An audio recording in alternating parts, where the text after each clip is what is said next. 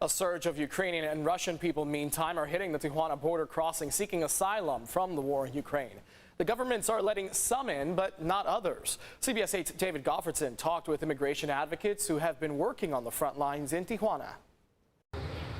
Past week or so, we really started seeing the first big wave of people who are fleeing the conflict. There seems to be no rhyme or reason at the Tijuana border crossing as to who gets through and who doesn't. According to Erica Pinheiro, an immigration advocate with the group Al Otro Lado. We saw families being turned away. We saw Russians and Ukrainians being admitted kind of on an ad hoc basis. We saw Russians, Ukrainians, and folks from Belarus sleeping outside of the port of entry and waiting days to be admitted. Under the current Title 42 policies, asylum seekers can be turned away for no reason because of the pandemic. But some immigrants are being allowed through under a humanitarian exemption, like this Ukrainian mother and her children we saw crossing last week. It took about 24 hours for her to be approved, and then she was admitted with her 3 children.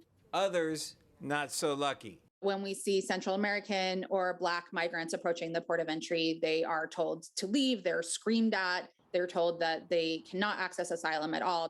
Ironically, the Ukrainians being let through on humanitarian grounds have less of a chance at being granted asylum than those from other countries. The United States does not give asylum for generalized conditions or for people fleeing war. Jewish Family Services runs the Rapid Response Network at the border. So far this year, they've assisted 453 Ukrainians at the border. That compares to 878 Ukrainians in all of 2021, according to Kate Clark, the group's director of immigration services. Our recently arrived guests from Ukraine tend to be female heads of household with their children.